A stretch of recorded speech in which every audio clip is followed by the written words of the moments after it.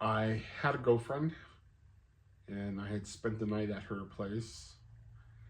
And in the morning, I was going to take her shopping, then drop her off at her house and go back to my place. And the little strip mall that we were going to was huge. It was like a few blocks, but it was one big parking lot, and there were all these little stores connected together. You know, it was a typical strip mall that you find in Southern California. And one of the other things that you find in Southern California are a lot of people making a living selling things out on the street and in parking lots. Well, it was early in the morning. There were other cars, but there weren't that many. And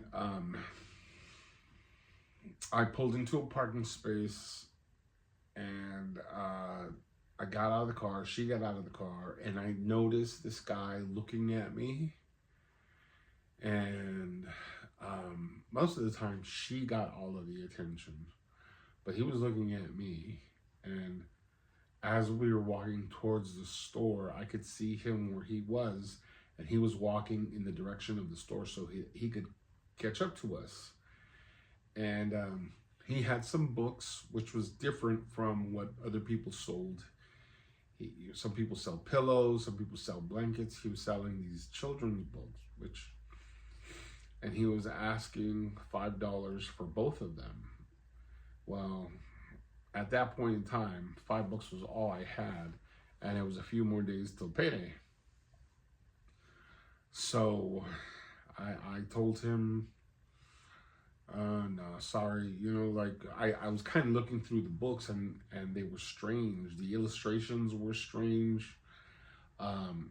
It was Snow White and Alice in Wonderland, but they weren't the traditional illustrations. All the illustrations had brown skin instead of that pinkish that you normally see, and they all had slanted eyes. I had never seen books like that before, and to this day I haven't seen them. But anyways, I thought, if I buy them and I give them away, the kids aren't really going to want them, because they're not the traditional illustrations. So I gave it back to him, and I said, no, thank you. And what caught my attention was he said, are you sure? Because he wasn't listening to my words. He was